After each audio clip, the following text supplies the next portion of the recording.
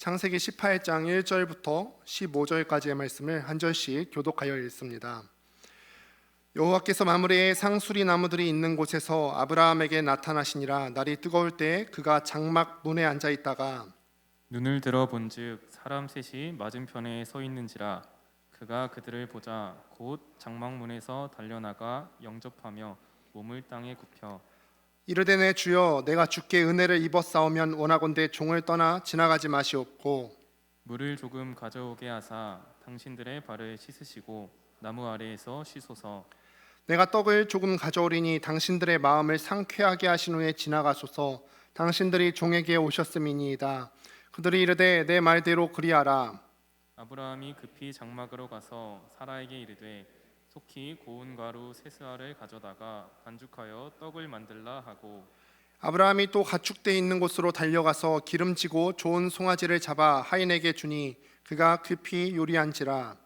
아브라함이 엉긴 젖과 우유와 하인이 요리한 송아지를 가져다가 그들 앞에 차려놓고 나무 아래에 모셔 섬에 그들이 먹으니라. 그들이 아브라함에게 이르되 내 아내 사라가 어디 있느냐? 대답하되 장막에 있나이다. 그가 이르시되 내년 이맘때 내가 반드시 내게로 돌아오리니 내 아내 사라에게 아들이 있으리라 하시니 사라가 그 뒤 장막문에서 들었더라. 아브라함과 사라는 나이가 많아 늙었고 사라에게는 여성의 생리가 끊어졌는지라. 사라가 속으로 웃고 이르되 내가 노쇠하였고 내 주인도 늙었으니 내게 무슨 즐거움이 있으리요. 여호와께서 아브라함에게 이르시되 사라가 왜 웃으며 이르기를 내가 늙었거늘 어떻게 아들을 낳으리요 하느냐? 여호와께 능하지 못한 일이 있겠느냐? 기한이 이를 때에 내가 내게로 돌아오리니 사라에게 아들이 있으리라. 함께 읽습니다. 사라가 두려워서 부인하여 이르되 내가 웃지 아니하였나이다. 이르시되 아니라 네가 웃었느니라. 아멘. 오늘은 자신을 조율하시는 하나님이라는 제목으로 하나님 말씀을 증거하도록 하겠습니다. 우리가 계속해서 창세기 말씀으로 함께 말씀을 보고 있습니다. 제가 설교를 시작하면서 한 가지 질문을 드려볼게요. 한번 잘 생각하시고 마음의 대답을 해보시기를 바랍니다. 우리가 하나님을 만나기를 원하잖아요. 하나님께서 나에게 오신다면은 나한테 뭐가 좋을까요? 하나님께서 여러분들에게 찾아가신다면은 여러분들에게 뭐가 좋을까요? 우리의 인생 가운데 우리가 좋다고 생각할 만한 것들이 굉장히 많이 있는데 과연 하나님이 내게 오시면은 나에게 좋은 것이 무엇일까? 하나님께서는요, 우리가 계속해서 아브라함의 인생을 살펴보고 있는데 아브라함의 인생 가운데 참 여러 차례 찾아와 주셨지요. 오늘 본문에서도 세 사람이 아브라함을 방문하였다고 하는데 세 사람으로 하나님께서 아브라함을 찾아오신 일에 대해서 나타내고 있습니다. 아브라함이 마므레 상수리 숲풀들 사이에 거하고 있을 때의 일입니다.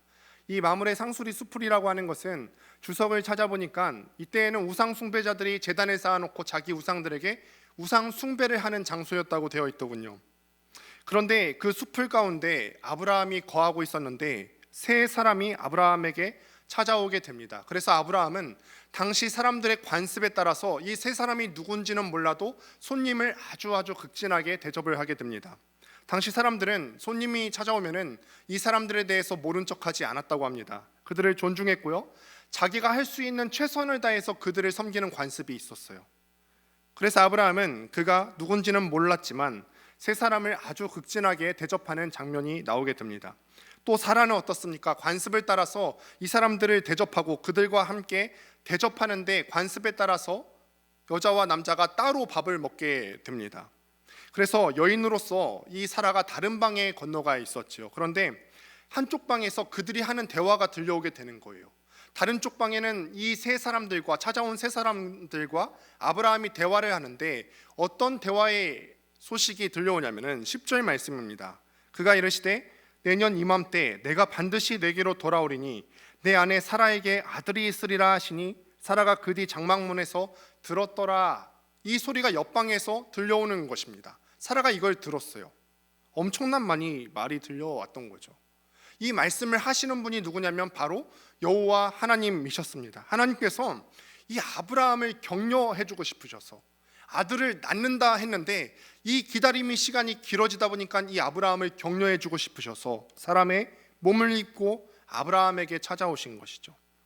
그런데 우리가 지난 시간에도 살펴본 적이 있지만 17장에서도 사실 하나님께서 아브라함에게 똑같이 동일한 말씀을 하신 적이 있으세요. 17장 21절에 하나님께서 내년 이맘때쯤에 너에게 아들이 있을 거다라고 동일한 내용의 말씀을 하신 적이 있으십니다.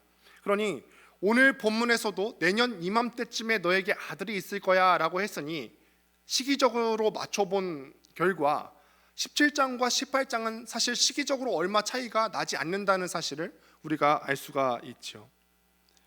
얼마나 보고 싶으셨으면 하나님께서 이러셨을까 하는 생각이 들었어요.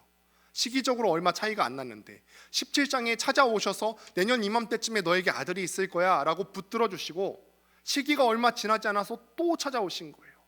얼마나 아브라함을 위로해 주시고 싶으셨으면, 얼마나 격려해 주시고 싶으셨으면, 또 하나님께서 보시기에 이 아브라함의 믿음이 얼마나 연약했으면 하나님께서 사람의 몸을 입고 오셔서 찾아와 주셨을까요?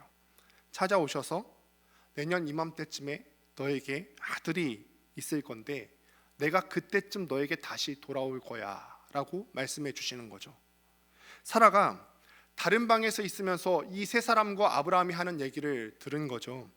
그 마음에 믿어지지 않았는지 성경 본문에 기록하기를 속으로 웃으며 말했다 그럽니다. 속으로 웃었다.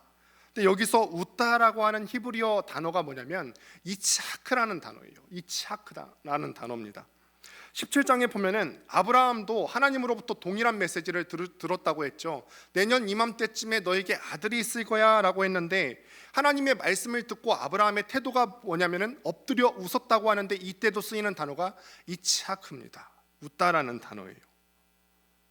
하나님의 말씀, 특별히 아들이 언제 있을 거다라고 하는 시기를 특정하신 그 하나님의 말씀을 듣고 남편도 웃었고 아내도 이츠하크 웃었습니다. 그리고 하나님께서 그 아들의 이름도 정해 주시는데 그 아들의 이름을 뭐라고 하냐면은 이삭이라 해라라고 하죠. 이삭을 히브리어로 발음하면 마찬가지로 이츠하크입니다. 여러분께 다시 한번 묻습니다. 이 본문의 이야기 속으로 들어가셔서 다시 한번 생각해 보시는 겁니다. 이 본문이 어떻게 쓰여졌는지를. 지금 사라의 입장에서 생각해 보면은 내 나이가 지금 89이고 내 남편의 나이가 99입니다. 그런데 어떤 사람 하나님께서 찾아오셔서 내년에 아들을 주겠대요. 그 말을 듣고 이 사라가 웃음이 나왔다 그랬어요. 이츠하크 했다고 했어요. 그러면은 이 사라가 웃은 이 웃음은 너무 믿어져서 웃는 소망의 웃음일까요? 아니면은 내가 너무 기가 차이고 어이가 없어서 웃는 비웃음일까요? 비웃음이죠. 비웃음입니다. 내년이면은 내 남편의 나이가 100살입니다. 그리고 내 나이는 90살이고 생리가 끊어졌어요. 하나님께서 창조하신 그 창조 원리에 따라서 나는 아이를 낳을 수가 없죠. 그런데 아이가 생긴대요. 이 사람이 하는 얘기를 듣고 내가 믿을 수가 없어서 너무 기가 차고 어이가 없어서 비웃는 것입니다. 여러분, 그런데 또 생각해 보시는 거예요. 사라가 하나님을 비웃을 수 있습니까?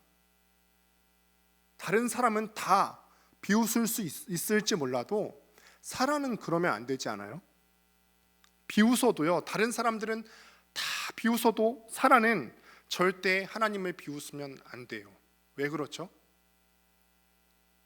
아브라함이 너무 못나서 자기 아내를 누이라 속이고 자기 자신을 사라를 바로에게 넘겼을 때 하나님은 그를 바라보셨어요. 아무것도 할 수 없는 그들을 바라보셨단 말이에요.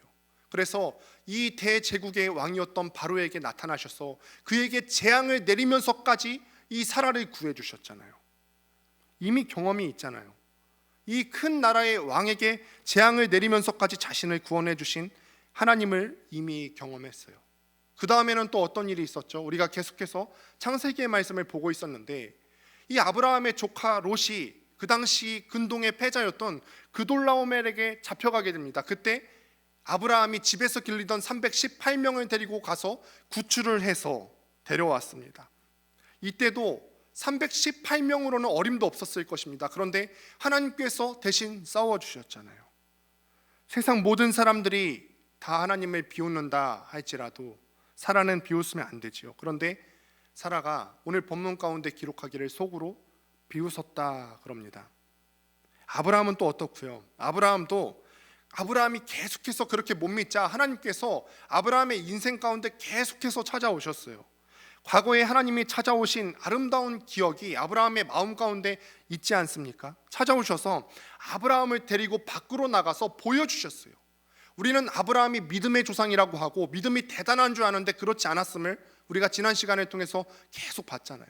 아브라함이 시간이 길어지고 못 믿으니까 데리고 나가서 밖에 별들을 봐라, 그림책을 그려주시면서 약속을 계속 재확인시켜 주셨지 않습니까? 그렇게까지 해주시는 하나님, 자신을 찾아오시고 자신을 격려해 주시는 그 하나님을 이 아브라함이 믿었습니다. 그러니까 믿어서 하나님은 아브라함을 의롭다라고 칭해 주시죠. 이것을 우리는 이신칭의라고 했다고 했습니다. 이 일에 대해서 사도 바울은 로마서 4장 19절에서 이렇게 이야기를 하는데 함께 읽어보도록 하겠습니다. 함께 읽습니다. 시작. 그가 백세나 되어 자기 몸이 죽은 것 같고 사라의 태가 죽은 것 같음을 알고도 믿음이 약하여지지 아니하고. 사실 바울은 이 아브라함에 대해서 기록을 할 때 믿음이 약하여지지 아니하고라고 기록을 했지만 사실 믿음이 약했습니다. 믿음이 없었는데 하나님께서 계속 끊임없이 찾아와 주셔서 아브라함의 눈높이로 찾아와 주셔서 하늘의 별을 보여주시고 확신을 주셨기 때문에 아브라함이 계속해서 약해지다가 다시 그 믿음 붙들 수 있었던 거 아닙니까? 믿었더니 의롭다 여겨주셨죠. 아브라함의 마음이 계속해서 흔들리는 것을 이 하나님께서 아셨기 때문에 하나님이 짐승을 쪼개놓으셨다고 했어요. 그쵸? 이것도 기억나시죠? 짐승을 쪼개놓고 원래는 언약 당사자 2명이 다 지나가야 되는 건데 특별히 한 사람이 지나간다고 하면 약자가 지나가서 내가 만약에 약속을 어기면 이 쪼갠 짐승처럼 내가 쪼개지게 될 거다, 생명을 내걸고 하는 약속인데 약자인 아브라함이 지나가지 않고 하나님이 지나가셨다고 했어요. 그만큼 하나님이 혼자 지나가면서 확신해 주시는 거죠. 아브라함아, 내가 너에게 아들을 줄 건데 이 아들을 너에게 안 준다면 네가 나를 쪼개라. 이 얼마나 확신해 주시는 일입니까? 이렇게까지 하나님은 아브라함에게 약속해 주셨어요. 그런데 기억하시죠? 이 사랑을 받은 아브라함은요, 성공하기는커녕 실패했습니다. 계속하는 실패의 역사예요. 자기 믿음을 지키는 일, 이 정도 됐으면은 내가 이제는 알겠습니다. 하나님의 마음도 알겠고 하나님의 능력이 얼마나 대단하신 줄도 알겠고 이제는 알겠습니다. 실패하면 안 되는데 계속 실패했어요. 자기 믿음 지키는 일에 실패했어요. 그렇게까지 하나님 앞에 이신칭의 의롭다 하심을 받았고 믿음이 약해지지 않았었지만 1년이 지나고 2년이 지나고 계속해서 시간이 오래 지나다 보니까 내 믿음이 약해져서 그만 첩을 통해서 아들을 낳았죠. 아브라함은 실패했습니다. 여러분, 아브라함도 실패했는데 우리가 믿음이 대단한 것처럼 생각될 때가 있는데 사실 우리는 그렇지 않아요. 바로에게 재앙을 내려 지켜주셨어도 하나님을 비웃는 것이 우리 인간이라는 존재입니다. 하늘의 별로도 약속해 주시고 쪼갠 짐승을 통해서도 자신의 약속에 대해서 확신을 시켜주시려고 하는데 그걸로도 안 되니까 이 아브라함 몸에 할례를 통하여서 불신앙을 배워내 주셨음에도 불구하고 우리 사람들은요, 그 앞에서 또다시 엎드리며 하나님을 비웃는 사람들, 이치하하는 사람들이에요. 우리는 그렇게 선한 것이 아무것도 없습니다. 지금 제가 아브라함의 이야기를 하지만 이게 아브라함의 이야기일까요? 여러분들의 이야기일까요? 간혹 우리는 내가 내 신앙을 자랑하고 싶을 때가 있어요. 내가 그래도 이 공동체 가운데 이만큼 헌신했으면 됐지, 이만큼 봉사했으면 됐고, 이렇게 리더로 섬겼으면 됐고, 찬양팀으로 섬겼으면 됐고, 방송팀으로 섬겼으면 됐고, 내 믿음 대단한 거 아닌가? 대단한 것 아니에요. 내가 참 대단한 사람인 것처럼 계속 이야기합니다만 하나님께서는 우리 마음의 본질을 아신다는 것입니다. 우리가 엎드리면서 조용히 하나님을 비웃었던 일에 대해서 하나님께서 아신다는 것입니다. 우리가 비웃는다고 했을 때 마음에 반문이 되죠. 나는 비웃은 적이 없는데. 근데 비웃는다는 말이 뭐냐면 전능하신 하나님의 능력에 대해서 신뢰하지 않는 게 비웃는 거예요. 내가 믿음을 갖고 있다고 하지만 전능하신 하나님이 나와 동행하신다고 하지만 삶 가운데 이 확신이 없기 때문에 담대함이 없고 계속 흔들려요. 하나님을 비웃는 삶입니다. 내게 선한 것밖에 없다고요? 내게 하나님 앞에 충성한 것밖에 없다고요? 아니에요. 내 속에도 이 아브라함처럼 또다시 무너지는 연약한 믿음이 많이 있음을 하나님께서 지금 알고 계신다는 것입니다. 그렇게 연약한 나 자신의 모습이 있어요. 그럼 뭔가 대안이 있어야 되는 거 아닙니까? 하나님, 나는 약한데 내 믿음이 그래요. 내 믿음이 나는 그렇게 뛰어나지 않고 계속해서 무너질 수밖에 없고 전능하신 하나님을 신뢰할 수도 없는, 그렇게 하나님 앞에서 비웃을 수밖에 없는 내 존재인데, 그런 난데 대안이 있습니까? 하나님의 대안이 있습니까? 나를 결국, 이 아브라함을 결국 믿음의 조상, 열국의 아비, 열국의 어미로 부르시겠다고 약속하셨는데 자꾸만 무너지는 나에 대해서, 하나님을 비웃어버리는 나에 대한 하나님의 대안이 있습니까? 있습니다. 하나님의 대안은 뭐냐면은 바로 내게 찾아오심이에요. 내게 오심입니다. 우리가 생각할 때 하나님이 내게 오신다고 해도 내 상황에 큰 변화는 없는 것 같아요. 서두에 제가 여러분들에게 물어봤죠. 하나님께서 내게 오셔서 좋은 것이 무엇일까? 하나님이 내게 오셨을 때 겉으로 보이는 상황적인 큰 변화는 없는 것 같아 보여요. 경제적으로 어려운 지체들이 많이 있는데 이 가운데 하나님이 찾아오신다고 해도 크게 변화가 없는 것 같아 보이고, 가정 문제가 있는 사람들에게 내가 하나님을 경험한다 할지라도 이 가정 문제가 극적으로 해결될 것 같지 않아 보이고, 친구 관계도 그렇게 쉽게 하나님이 오신다고 해서 해결될 것 같지 않아 보이고요. 취업과 결혼 문제를 앞두고 골머리 아픈 것도 그렇게 쉽사리 해결이 되지는 않습니다. 아브라함 부부에게도 지금 하나님이 아들 주시겠다고 약속을 하신 지가 굉장히 오랜 시간이 지났어요. 하나님이 오신다고 별로 환경이 바뀐 것 같지 않습니다. 그런데 여러분, 이거 기억하셔야 됩니다. 하나님이 오시면은 사랑이 같이 와요. 하나님이 오시면은 당신의 사랑이 우리에게 같이 옵니다. 여러분, 어린 아이를 보신 적이 있으시죠? 아주 어린 아이, 이제 막 벽을 짚고 걸음마를 시작하는 아이를 보신 적이 있으세요? 조금 있으면은 직접 낳아도 보실 수가 있을 것 같은데요. 그때 기분이 어땠어요? 여러분들이 그 걸음마 하는 아이를 봤을 때 기분이 어때요? 막 한 걸음 한 걸음 막 내딛는 거예요. 저도 아이를 낳아서 길러보는데 그 기억이 생생해요. 우리 하엘이가 처음으로 걸음마를 굉장히 오래 걸었던 곳이 어디냐면 보라매 병원에서 오래 걸었던 것으로 기억이 나요. 벌써 10살이 돼서 지금은 굉장히 비대해졌는데요. 근데 아이가 처음에 걸음마 아장아장 걸을 때 어떤지 아세요? 눈물이 나요. 제가 보라매 병원에서 눈물을 흘렸다는 거 아닙니까? 아장아장 막 걷는데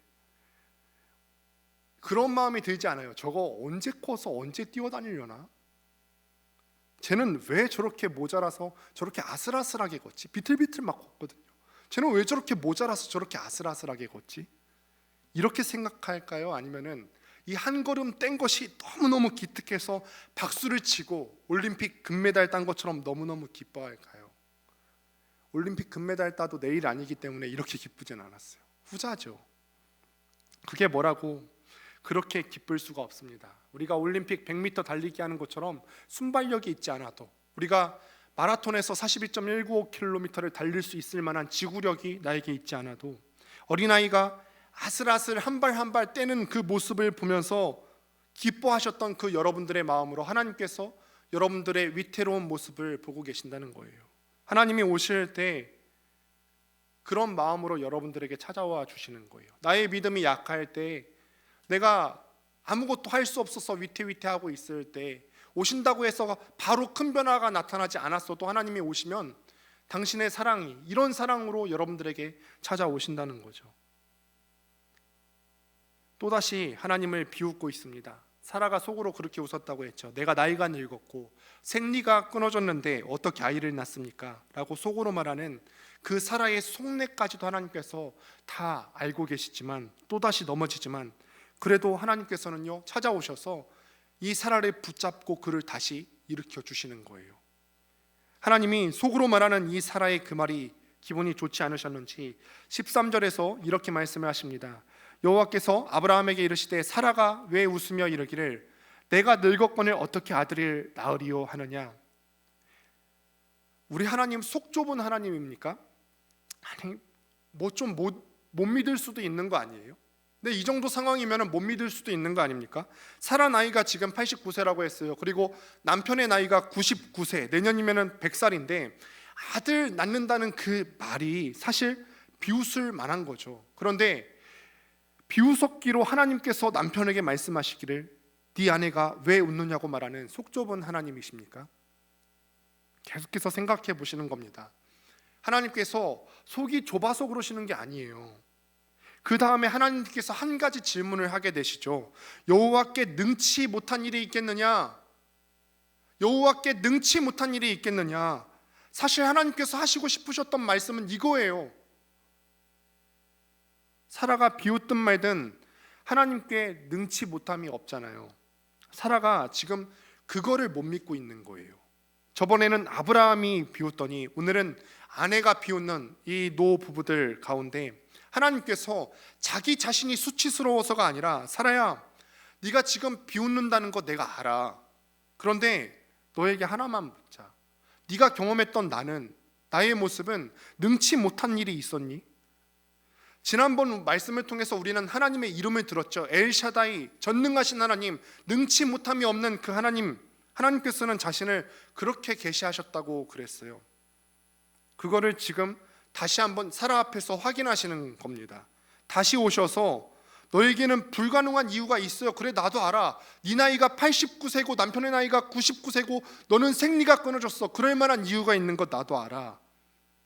그런데 그럼에도 불구하고 나에게 능치 못할 일이 있겠느냐?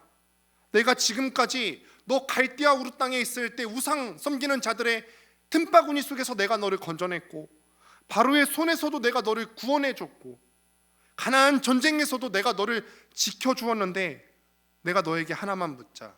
나한테 능치 못한 일이 있겠느냐? 라고 물으시는 거죠. 거기에 대해서 사라가 무슨 말을 할까요? 이렇게 기가 막히게 말씀하시는 이 하나님의 말에 아브라함은 또 무슨 대답을 할 수 있겠습니까? 아무 대답도 할 수 없이 그저 사라가 하는 말이 아닙니다. 저는 안 웃었습니다. 이렇게 대답을 하죠. 속으로 웃었으니까 이 사라 생각에는 내가 속으로 웃은 거를 저 하나님께서 아실까? 하나님이 모를 줄 알았죠. 그러나 하나님께서는 오늘 본문 가운데 이 웃은 사실에 대해서 크게 탓하지는 않으십니다. 오늘 본문에 보면은 사라가 자기가 거짓말한 것에 대해서 회개했다는 말도 안 나오고요. 하나님이 이거를 크게 문제 삼는 듯 하지는 않습니다. 그런데 하나님께서 이 사라에 대해서 한마디는 하십니다. 뭐라고 하시냐면은 아니라 네가 웃었느니라 라고 말씀을 하세요. 진짜 이것까지 들으면은 속 좁아 보일 수 있죠. 진짜 속 좁아 보이죠. 우리도 대화하다 보면은 뭐 이렇게 말싸움할 때가 있어요. 아니 나 안 웃었는데? 기분 나쁘게 너 왜 웃는데? 안 웃었다니까? 이렇게 대답할 수가 있죠. 자주 경험하시는가 봐요. 기분 나쁘다는 거죠. 기분 나쁘다는 거예요. 지금 하나님이 아니라 네가 웃었느니라 끝까지 너 웃었다. 너 지금 나 안 믿고 있지. 이거 밝히고 싶으신 걸까요? 아니라 네가 웃었느니라 이 말뜻이 뭘까요? 너 지금 나 안 믿는 거지.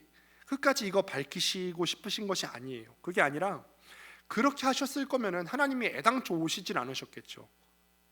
내게 다시 찾아오신 하나님 17장 이 전장에서도 내년 이맘때에 아들을 줄 건데 그때 내가 다시 한번 너에게 올 거다. 그리고 며칠 지나지 않아서 또다시 찾아오셔서 내년 이맘때에 너에게 아들을 주겠다라고 다시 내게 찾아오시고 격려하신 하나님이 아니라 네가 웃었느니라 라고 하는 이 말은 뭐냐면 네가 비웃는 것이 내가 기분이 나빠라고 말하는 뜻이 아니죠.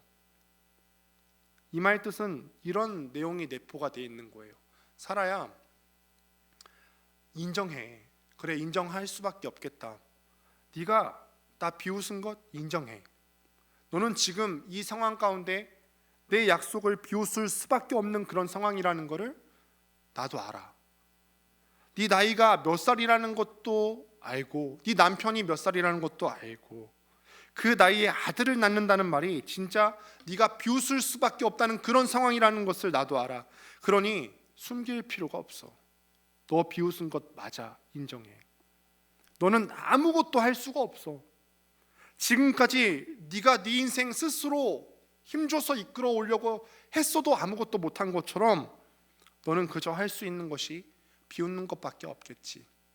그러니까 내가 왔고, 그러니까 내가 내년 이맘때에 다시 올 거고, 그때 다시 올 때는 아들이 함께 올 거다. 이런 많은 내용들이 내포되어 있지 않겠습니까? 그리고 이 말을 뱉으실 때 그 하나님이 사라를 바라보시는 눈빛 또한 어땠을까요? 너 왜 웃었는데? 하고 째려보실까요? 왜 웃었는데? 그러지 않으셨을 거예요. 한 발 한 발 아슬아슬하게 내딛는 그 아들의 걸음을 바라보는 부모의 눈빛으로 바라보시지 않으셨을까요?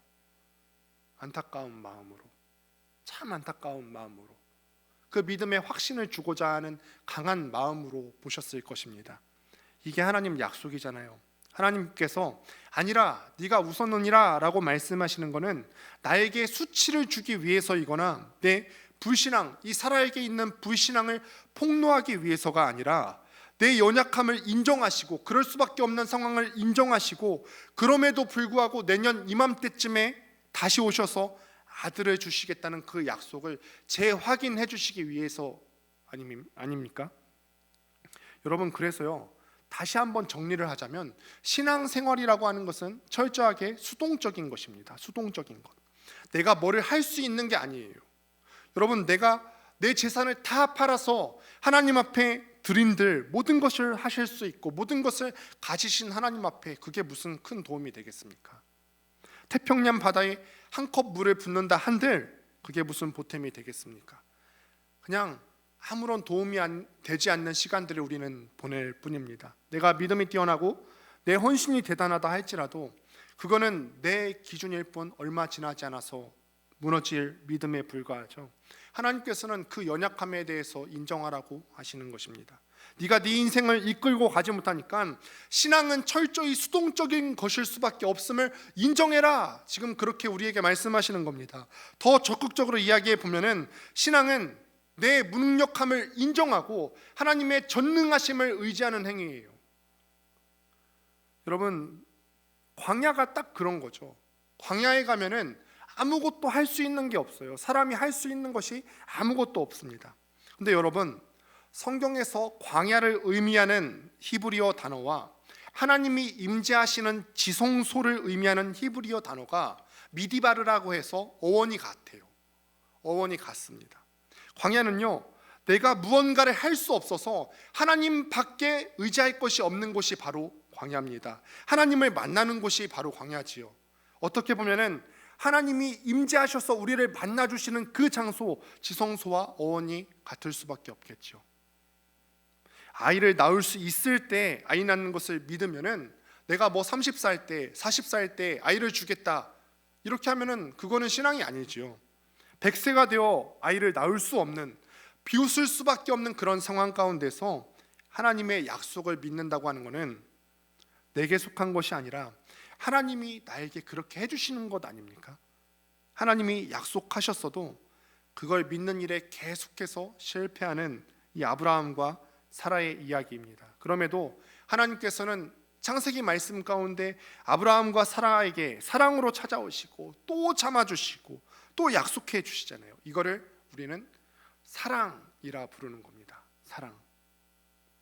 사랑, 은혜, 이거는 히브리어 헤세드라고 합니다. 헤세드.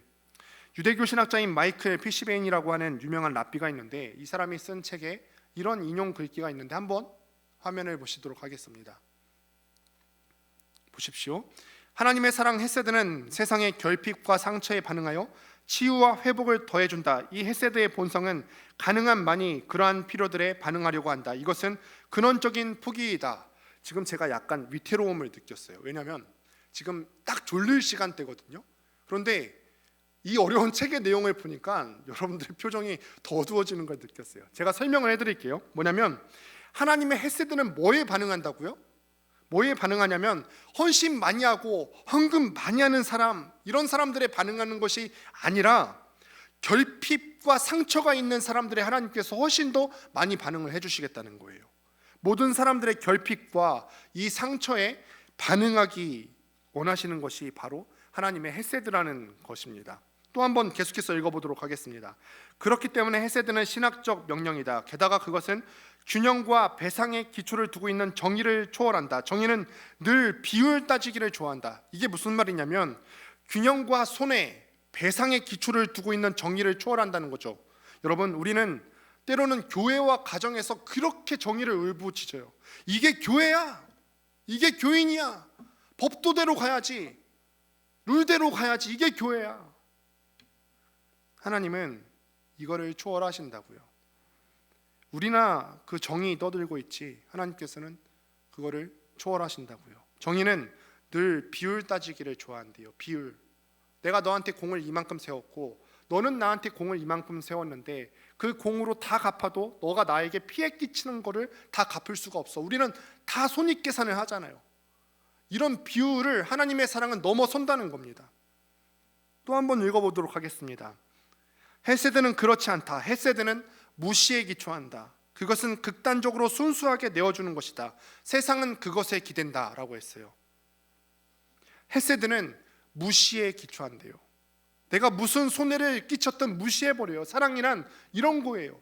내가 사랑하는 대상이 나에게 어떤 손해를 끼쳤든 무시하는 거예요. 내 자녀가, 내가 사랑하는 그 자녀가 부모에게 손해를 끼쳤다 한들 무시하는 거예요.